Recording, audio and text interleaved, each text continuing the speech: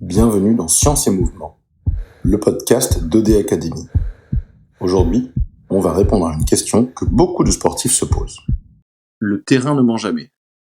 Ce que la Grande Odyssée Royale Canin nous apprend sur l'adaptation humaine. On peut lire des études, suivre des plans d'entraînement, appliquer des protocoles précis.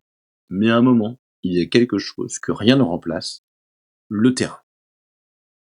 Sur des événements comme la Grande Odyssée Royale Canin, le corps humain est confronté à des contraintes réelles, cumulées, parfois imprévisibles. Le froid, la fatigue, le dénivelé, le stress, la répétition des efforts. Et là, une chose devient évidente, le terrain ne ment jamais. Il révèle ce que les modèles théoriques ne montrent pas toujours. En effet, sur le terrain, la fatigue ne se manifeste pas uniquement par des muscles durs ou des jambes lourdes. On observe très souvent une perte de précision gestuelle, une posture qui se dégrade, une capacité de concentration qui diminue, une sensation de froid plus marquée. Ce sont des signes de fatigue nerveuse et centrale bien avant la fatigue musculaire. C'est fondamental à comprendre, car beaucoup de sportifs pensent être en forme tant que les muscles tiennent, alors que le système nerveux est déjà en surcharge. Le froid, quant à lui, est souvent perçu comme un ennemi. En réalité, c'est une contrainte physiologique puissante avec des effets positifs et des limites claires. D'un point de vue physiologique, le froid adapte la dépense énergétique. Le corps consomme plus de calories pour maintenir sa température. La rigidité musculaire augmente si l'échauffement est insuffisant. Alors oui, courir dans le froid augmente le coût énergétique, mais mal préparé, il augmente aussi le risque de blessure. Ce que le terrain montre clairement, les sportifs qui gèrent bien le froid ont une meilleure tolérance à l'effort long. Ceux qui le subissent voient leur coordination et leur économie de mouvement chuter. Le froid agit comme un amplificateur. Il révèle des défauts d'échauffement, de récupération et de gestion de la charge. Justement, par rapport au froid, voici une question que les patients nous posent et les athlètes nous posent très souvent. Est-ce que s'entraîner dans le froid aide à brûler plus de calories ? Alors la réponse est oui, mais avec des nuances essentielles. La dépense calorique augmente. Le corps sollicite davantage les réserves énergétiques, mais la fatigue arrive aussi plus vite si l'apport nutritionnel est insuffisant. En perte de poids ou en reprise d'activité, le froid peut être un levier intéressant s'il est maîtrisé. En compétition ou en charge élevée, il impose une stratégie nutritionnelle beaucoup plus rigoureuse. Et le terrain montre autre chose.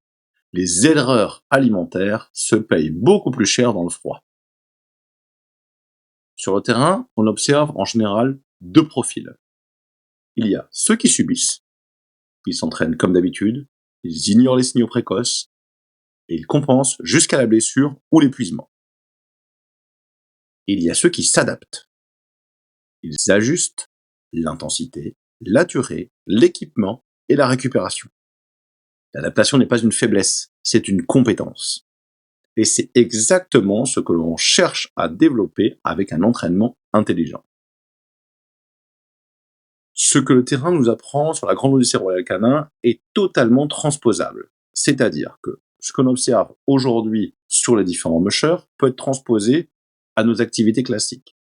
Si je prends l'exemple du running ou du trail, on voit l'importance de la régulation et de l'intensité, de l'attention à la fatigue nerveuse et de l'adaptation aux conditions extérieures, c'est-à-dire en fonction du terrain, de la fatigue, de la nuit ou en fonction des conditions climatiques. Pour le triathlon, on va pouvoir observer une gestion de l'énergie sur la durée, une récupération active et une prise en compte du stress environnemental.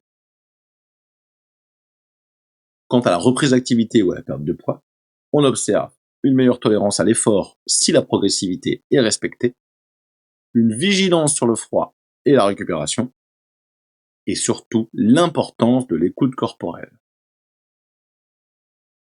Ainsi, le terrain nous apprend aussi des choses très concrètes.